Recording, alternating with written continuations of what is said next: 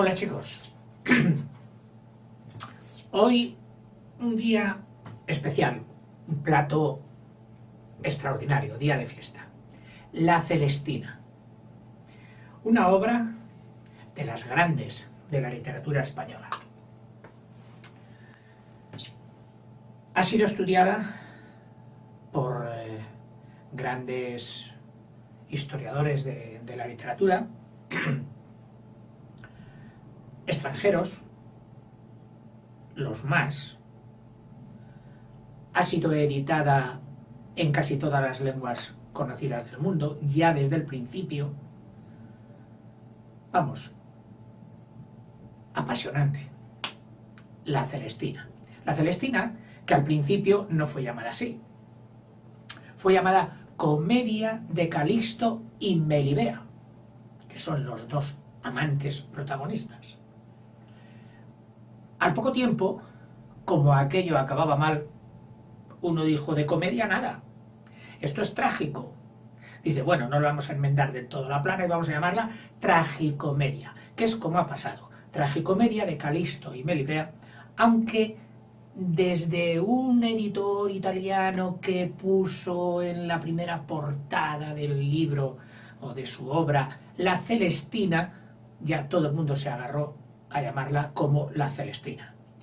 Es una obra moralizante, es decir, didáctica, pedagógica, para enseñar a la gente a evitar el mal amor. Hay quien dice que, bueno, eso de moralizante, pretendidamente moralizante, que era una argucia que utilizaban muchos autores.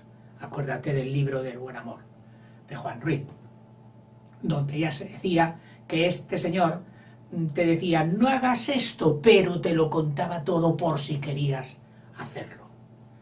Bueno, a veces las autoridades religiosas, que en aquel tiempo estaban muy pendientes de la moralidad de los textos escritos, se la tragaban y otras veces, como aquí, no se la tragaban. Continuamente, desde su aparición, la Inquisición, que así se llamaba la institución encargada de la fe y las buenas costumbres en la sociedad, la tuvo delante y la tuvo enfilada. Ya al siglo y pico ya no aguantó más y le dijo, ven para aquí, te voy a meter en el índice de libros no recomendados.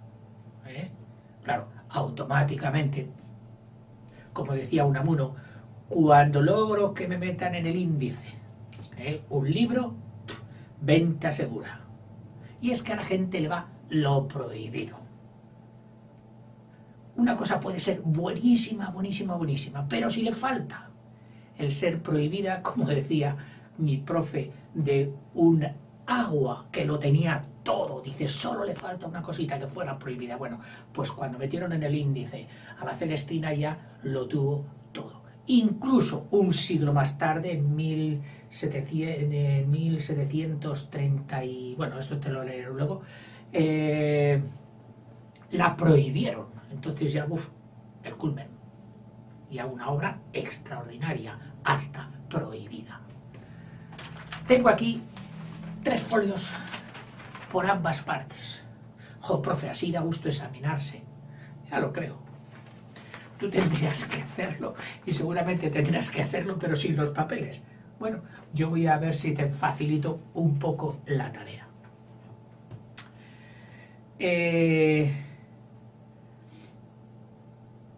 Ya he dicho que es una obra moralizante o pretendidamente moralizante. En 1630 y tanto, en 1600 vamos a poner 32, la Inquisición la somete al índice, la mete en el índex o índice de los libros no recomendados y la somete a un expurgo. Supongo que tú sabes lo que es expurgar, es quitar lo malo de algo oh, eso sí es bueno, pero tiene unas cosillas. Oye, muy fácil, quitamos esas cositas, lo expurgamos, igual que se hacía con las películas en mi infancia, aunque a mí no me dejaban entrar en ellas, por supuesto, yo solo podía ver las de caballistas, las de vaqueros, pero mis padres cuando iban a las películas decían, ¡jo, vaya corte, cómo ha funcionado el serrucho de Antonio, cómo se llamase el que manejaba la máquina! Y es que a todas las escenas que tenían un simple beso de Hollywood, en España no estaban bien vistos y los cortaban. Y se notaba groseramente el corte en la película. Bueno, pues la Inquisición hizo lo mismo con la Celestina. Y al final, incluso en 1792, prohibida. Oh. Sobre la autoría. Es decir, aquí tienes de todo. Parece ser que hubo una primera obra de la que se perdió muchos capítulos, tal, y sobre esa primera obra alguien hizo la segunda. Autor, siguen discutiéndoselo. En todos los sitios y en todos los libros dirán, supuestamente, mientras no aparezca otro candidato mejor, Fernando de Rojas, de un pueblo manchego de la Puebla de Montalbán, ahí en el centrito de Toledo. Toledo sí que parece, no, más bien Salamanca, parece como el escenario más idóneo que se adapta al ambiente, al espacio en que se coloca la Celestina. Ambiente universitario, ciudad grande, en fin, lo típico de una ciudad, sí, urbano, el ambiente es urbano, no rural. Y a este señor, que efectivamente Fernando de Rojas fue un señor histórico, que se le puede seguir, nacimiento, obra, muerte, etc. No ligado a esto, pero era bachiller y en un acróstico, que es una especie de poema donde la primera letra de cada verso, este es un verso, este otro, completaba la palabra bachiller. Bachiller. Esto es un acróstico. Acro significa primera, alta, la más importante, Acrópolis, etc. Entonces un acróstico es esto. Y eran unas octavas que venían al principio del texto, donde se leía aquí la palabra bachiller. Y como en otros sitios aparece también bachiller ligado a bachiller Fernando de Rojas, empezó a ligárselo con él. Vamos, que en estos momentos habría que demostrar más que no es de él que es de él. Ahora, como teorías de autorías, pues ya veremos luego que hay, sacan, o sea, los estudiosos empiezan a investigar en estos textos y acaban haciendo teoría A, teoría B, teoría C, teoría H. Te pierdes. Solo tienes que coger el Google o libros documentados sobre la Celestina y verás toda la literatura que hay ahí. Entre otros candidatos a la posible autoría estaría el conocido Juan de Mena y Rodrigo Cota, pero con menos puntos al parecer que Fernando de Rojas. El género. ¿Es una novela? ¿Es una obra de teatro? Bueno, mira, hay quien se inclina porque en un porcentaje tal es más novela que teatro. El otro dice, no, igual novela que teatro. El otro dice, no, más teatro que novela. Es decir, te vas a encontrar de todo. Vamos, que podríamos decir que lo que domina en cuanto al género es que es algo híbrido, que tú sabes que es esa palabra que se utiliza para decir que algo participa de dos cosas diferentes,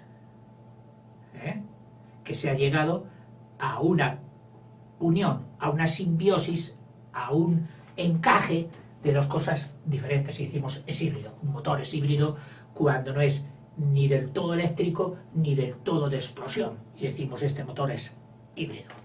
Esta flor híbrida, ¿por qué? Porque participa o ha sido hecha a base de una rosa y a base de un tulipán o algo así. Híbrido. Tú oirás catalogarla como comedia novelada. Fíjate, comedia, teatro, novelada. Es decir, teatro y narrativa o épica. Novela dramática, lo mismo, o sea, novela y dramática. Comedia humanística, esta es la que más ha triunfado quizás. Humanística, que es una comedia en la que te sitúan en un teatro pero que no te la van a proyectar, no te la van a desarrollar en un teatro. Es decir, tú desde tu casa coges el libro, empiezas a leer y sí, y te dicen, estamos en un teatro, allí vienen los personajes, pam, pam, pam, pam, pero no es exactamente representable tal como está. ¿Por qué? Porque tiene unos textos muy largos, porque esto, porque lo otro. Yo cuando he leído todo esto me he acordado, bueno, hay quien la llama también novela dialogada, novela épica, dialogada, narrativa,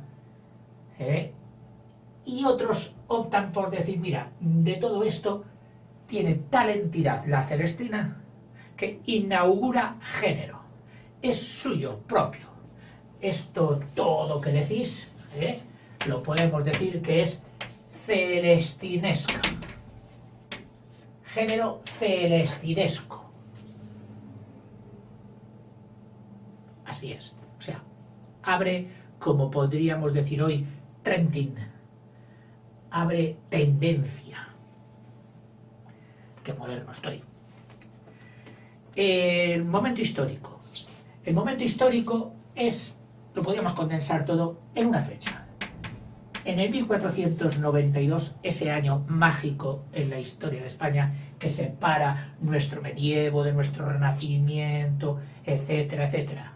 La época medieval, la época antigua de la época moderna, en que se dan fenómenos tan importantes como el descubrimiento de América, la conquista de Granada y por lo tanto completar el mapa nacional, expulsión de los judíos, muy importante también en la Celestina, porque claro, estaban las cosas candentes en aquella época y los conversos, aquellos que habían preferido convertirse al cristianismo para no tener que ser expulsados, estaban muy controlados, muy vigilados por la Inquisición y por el vecindario. Se les había dado la bula, por así decir, os podéis quedar, pero de vuestras prácticas nada. Aquí hacer o todos, como decía el refrán dicho, o todos moros, todos cristianos. Y ha llegado el momento en que seamos todos cristianos. Una sola patria, una sola religión. Eran las dos caras de la moneda de aquella época. Una sola España, una sola religión que era el catolicismo. Hay quien dice que el autor posiblemente, fuera o no fuera Fernando de Rojas, era un judío converso y que trataba, entre otras intencionalidades que se pone a la Celestina, la de presentar la corruptela y la hipocresía de la sociedad en la que a él se le obligaba a meterse como si fuera o pretendidamente una sociedad mejor y más moral, más ética. Y él de esta manera la echaría por tierra. Esa es una de las intencionalidades que algunos ven en la Celestina. Otros ven el existencialismo, es decir, esta vida es una caca, no hay amor, no hay nada noble, no hay nada bonito, no hay nada bello, todo se resume a la ambición, a la muerte final, a la codicia, Esta sería otra. Bueno, pues ese año 1492, en que ya las nuevas ideas renacentistas han atravesado el mar y han venido a España, donde el hombre ya no es un producto del Dios omnipotente de la Edad Media, que solo aspira a ser una pieza del designio divino, sino que el hombre tiene su propia entidad. El hombre pasa a ser protagonista y desplaza, por decirlo así, y que nos suene irreverente, desplaza al Dios. Dios era el protagonista en la Edad Media y en el Renacimiento ya es el hombre. Entonces aquí, en la Celestina, se nos presentan unos hombres, llenos de sus vicios, de sus defectos, de sus cualidades, pero donde es el hombre al que se le ponen los focos. No como un súbdito del Dios donde están los focos. No. Los focos se ponen ahora en el hombre. Como se ponían en Grecia y en Roma, que por eso, al volver estas ideas, se le dice que renacen. Por eso esta tendencia humanística se le llamó renacimiento. ¿Qué influencias pudo haber tenido el autor para escribir esto? Otra cosa también muy importante, en 1492, la publicación de la primera gramática de Nebrija. Lingüísticamente, y estamos con lengua, fue un acto no de tanta importancia histórica, pero sí cultural. La primera gramática, que creo que fue la primera gramática en el mundo, es decir, la primera vez que una lengua había hecho introversión sobre sí misma, se había autoestudiado y había hecho pretendido hacer todo su software escrito. Impresionante para aquella época. Influencias, pues sin duda, este humanismo venido de Italia, cogido de sus principales impulsores allí, como fueron Petrarca, como fue Boccaccio con su Decamerón, y en España también, pues qué duda cabe que le influiría Juan Ruiz con el libro de Buen Amor, Juan de Mena, que está entre los pretendidos coautores, y Juan de la Encina, que hemos visto en el teatro en el vídeo anterior. En cuanto a su estructura podemos distinguir tres partes.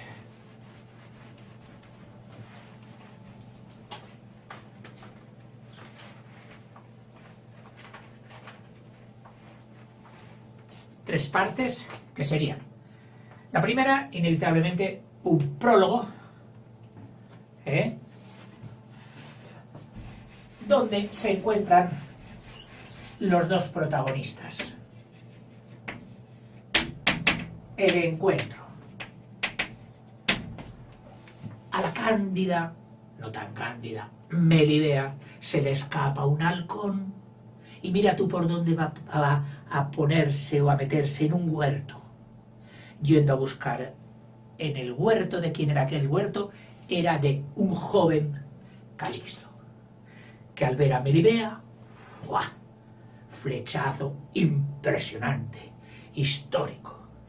Él, decidido, irreverente y atrevido, ya le propone relaciones. Ella, recatada, medieval, puritana, no. Y ahí acaba su primer encuentro, que es el prólogo. En la primera parte,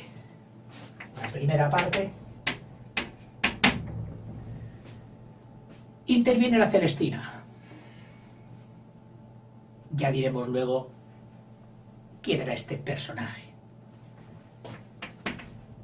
Intermedia la Celestina. Claro, ¿llamada por quién? Por Calixto. Esta bruja, esta hechicera, me dará un bebedizos, hará que Melibea caiga en mis brazos. Esta Celestina, asistida de sus dos, que era dueña de un prostíbulo de una casa de prostitución, donde tenía, bueno, era en su casa más bien, más que ser un prostíbulo a lo grande, era su casa. Y allí tenía a 2 meretrices, que trabajaban para ella. Ella le traía a los clientes y cobraba.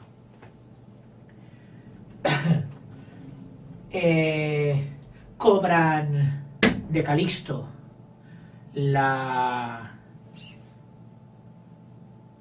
el pago de sus hechizos, y una vez que Melibea cae en sus brazos y le acepta, le paga. ¿Cómo? Con una cadena de oro. Esa cadena de oro, los criados de Calixto, que estaban también a la guay, estaban en el ajo, piden su parte. No se ponen de acuerdo, llegan a lo peor, porque era gente de baja calaña, sin ningún valor moral, solamente la ambición y el deseo carnal y el sexo, nada más. Y matan a la Celestina. Los 2 criados de Calisto matan a la Celestina. En esta primera parte también está la primera noche de amor de los 2 tortolitos. En la segunda parte,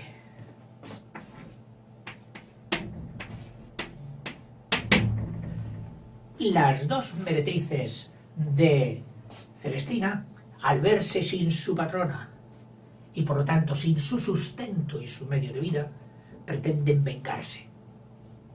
Podríamos llamar, esta parte es la venganza.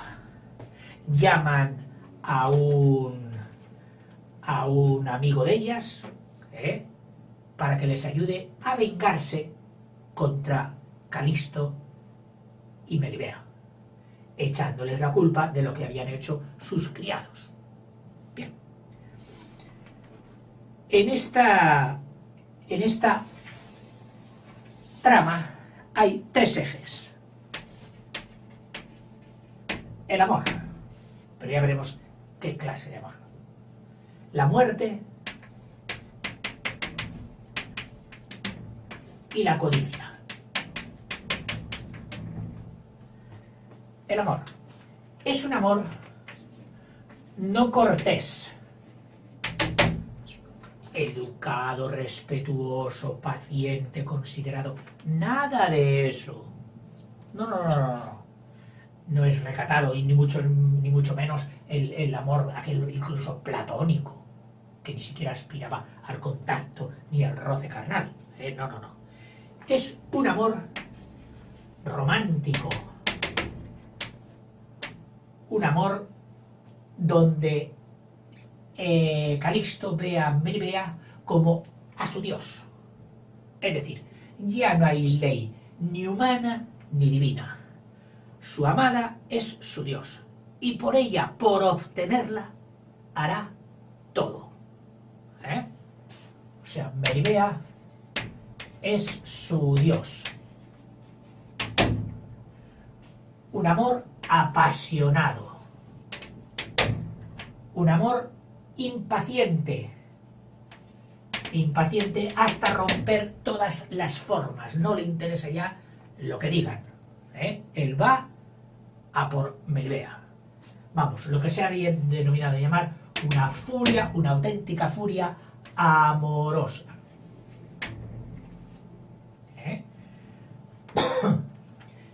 En los criados, el amor, o sea, esto sería en los nobles, en Calisto y Melibea. En los criados el amor, prácticamente, amor es igual a goce carnal. O sea, no hay nada de sentimiento bonito, afectuoso, no. Amor es para ellos disfrute sexual, carnal, que es lo que propone y lo que da, y es una auténtica artista dándolo la Celestina. La Celestina, haciéndose pasar por vendedora por las casas. ¿Y qué vendía? Pues vendía afeites, que llamaban entonces, que eran las cremas, ovillos para la ropa y mejunjes, bebedizos, que decían que a los enamorados les cambiaba la voluntad. No te quiere, no te hace caso, mira, dale esto, échaselo en la comida, verás como tal. Lo típico de la hechicera. Hay una diferencia, por lo visto, que hacen aquí entre brujería o bruja y hechicera. La bruja tenía más mezcla de curandera y se daba en la zona rural, en el ambiente rural, que también estaban perseguidas por la Inquisición. Y las hechiceras tenían más de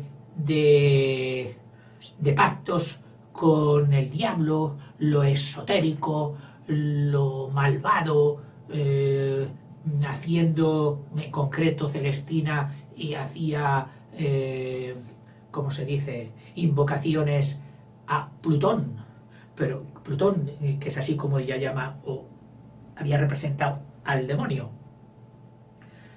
pero de tú a tú, es decir, no aquello de yo soy tu servidora, sino, ojo, yo soy tu socia y tú tienes que hacer esto por mí y yo por ti. Era la hechicera.